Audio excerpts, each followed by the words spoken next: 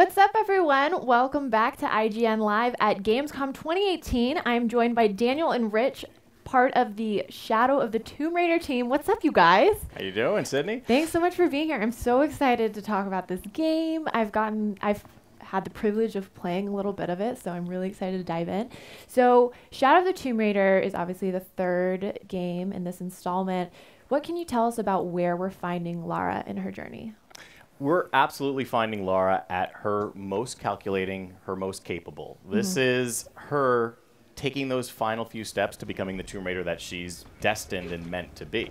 Because Lara has, throughout the entire narrative arc, been growing, she's been learning, she's been accumulating skills, and she's always been putting herself in harm's way for what she feels is right, but now the stakes have never been bigger.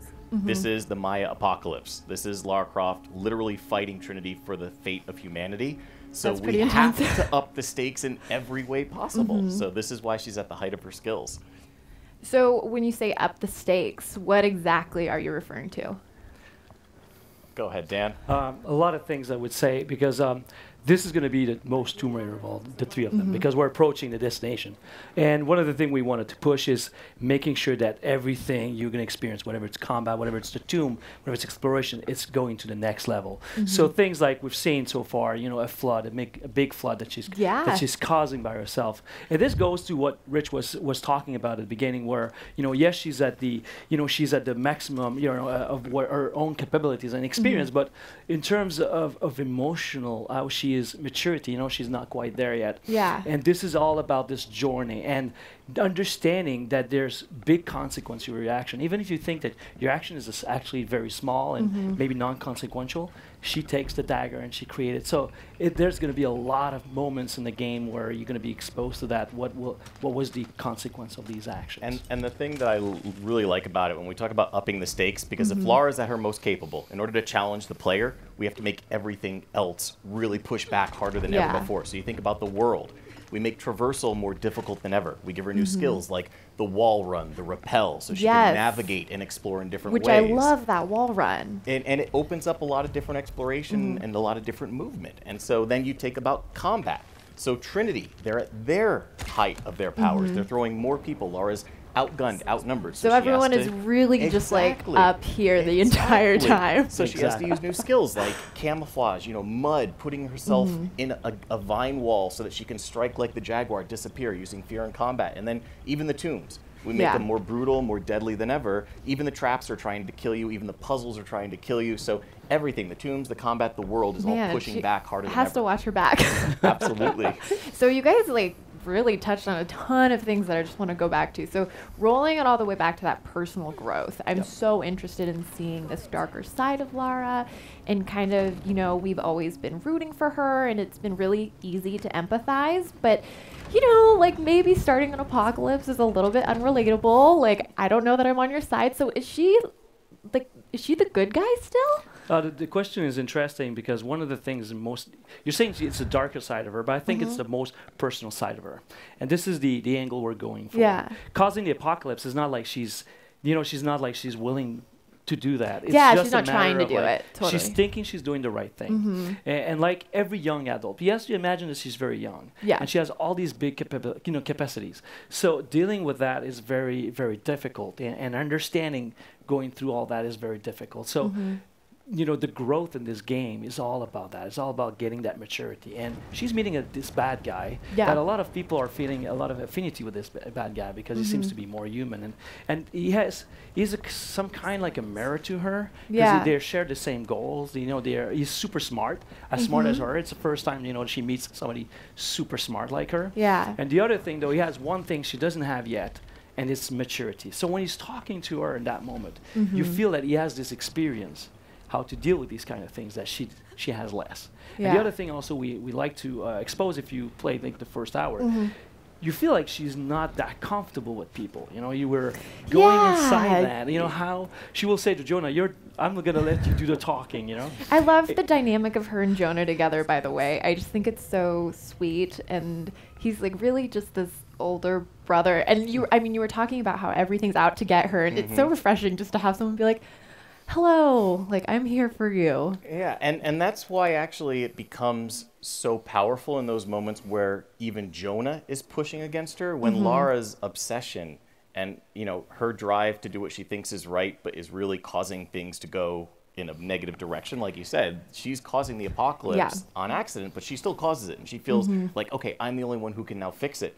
And to see Jonah have those emotional moments when he's saying it's not all about you, or we have to stop, we have to see what's going on, that's what makes those powerful moments. Definitely. So going back to the new movement ability. So you said rappelling, wall running, you can swim in this. Swimming was my favorite part, by the way, when I was exploring Kuwak-Yaku, which is one of the game hubs.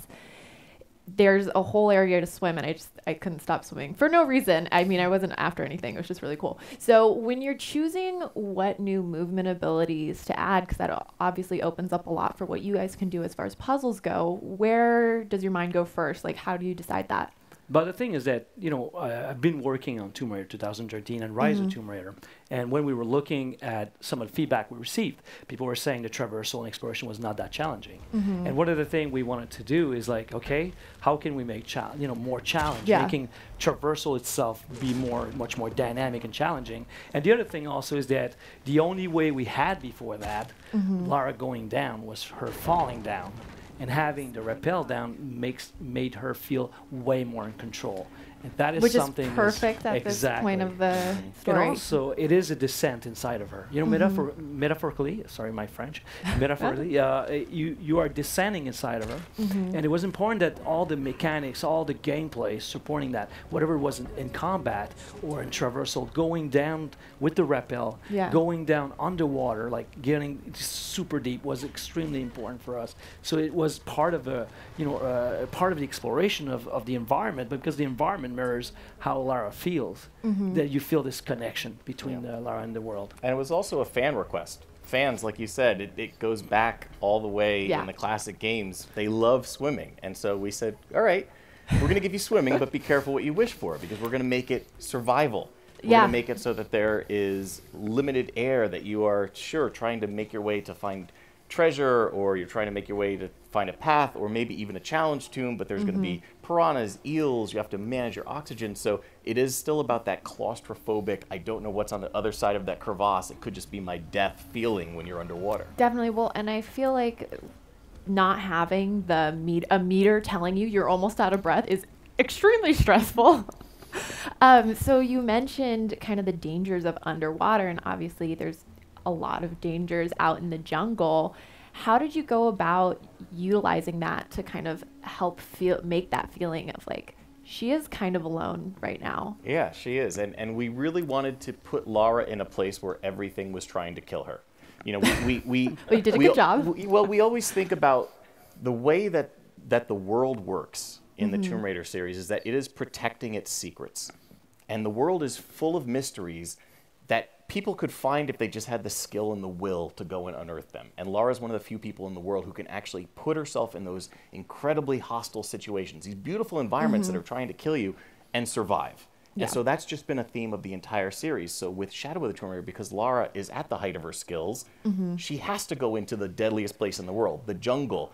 And so we really look at this as a character. The jungle itself is protecting its secrets. It's protecting, you know, the lost city of Paititi. So it will throw everything it can at Lara. Natural predators, you know, treacherous traversal, underwater, anything to stop people from finding that city. But Lara is the one that's going to be able to overcome it and make her way through those challenges. That's so interesting, because I never really thought about that as the jungle being another character in this game, and how she sets off the apocalypse, and that's the world reacting to her choice. Absolutely. And now it's almost trying to protect itself. There's a character, when you approach a main character or secondary characters, you always like an arc. This is where the character starts and where the character will end. And we did the same thing with the world. So I don't know if you were observant of that, but when you're actually find yourself at the beginning of the jungle is threatening. The lighting is darker. We're using more howling monkey sound, very foreboding type of sound.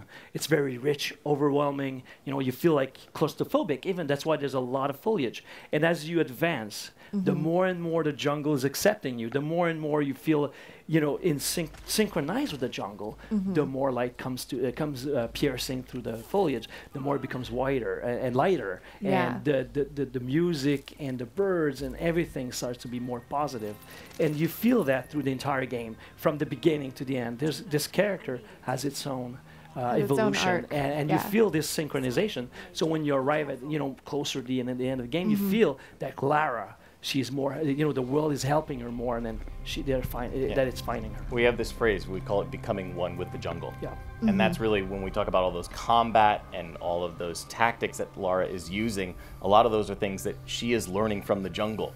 One of my favorite moments is there's Lara walking and she sees a jaguar in front of her and she's readying her bow. She's like, okay, I've got this.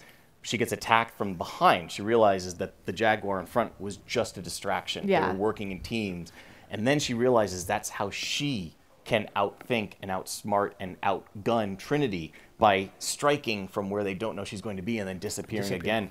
And it's one of the things that we actually changed in the combat, because before in Rise of the Tomb Raider and Tomb Raider, if you popped the bubble, as we call it, when you got out of stealth, you could not ever get back in. You were just in aggressive combat the whole time. Now if you use the jungle, disappear into the canopy, evade the Trinity troops, you can get back into stealth. Okay, so I have so much I want to talk about, but I just feel I would feel really rude if we didn't address this insane gameplay that we're watching. So we were talking and you were saying it's called Trial of the Eagles. Correct. Trial of the Eagles. Trial of the Eagle. Which I again had liberty of playing during demo, and it was my absolute favorite part of the demo. How did you guys come up with this? Did you have any code names while you were working on it? Like, tell me everything. I'm so excited about this. The code name, thank you for doing it just in case I called it the wrong thing.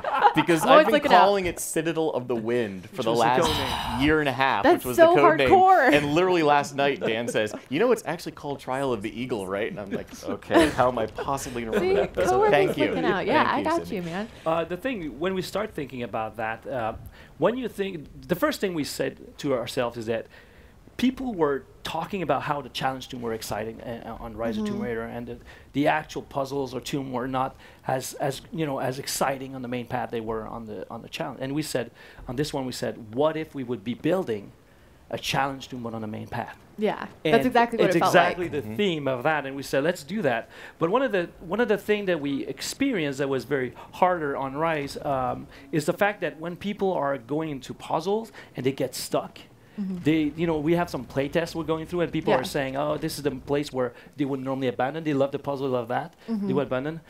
In this case, when we pushed it there, we knew that by using the difficulty system of the puzzle, more like, okay, easy, normal, hard, we could have way more complicated puzzle like the challenge tomb on the main path, because people are stuck. They could go into the easy mode and have the solution for them. So that for us, then we went like, okay, now we can go nuts with all these tombs on the main path. And the way that works is that if you need more help on things like the puzzle or the navigation, as you decrease the difficulty, the white markings get more strong, and Lara will talk to herself more to give you hints on what to do. So if people are getting stuck on something, as Dan said, you're not doomed. And one of the things we loved about Trial of the Eagle is that it feels like a tomb with heavy traversal, heavy puzzle solving, little bit of traps. So it's kind of got something for everyone who wants that real Tomb Raider experience. And it's an open world space. Yeah. It's an open space. It's an open area. Yeah, open area. Yeah. So it feels much more grandiose because of that. And the other thing also, when you were looking at that, because one of the things we use, like Rich was saying, like when we were building the tomb was trying to kill you. So it's not just a deadly tomb, but even the things you interact with need to be super hard. Well, I am so excited to see what else you guys have in store for us when the full game comes out on September 14th, correct? So stick around, you guys, and more Gamescom 2018 is coming at you. Thank you guys so much for being here. Thank you for having us.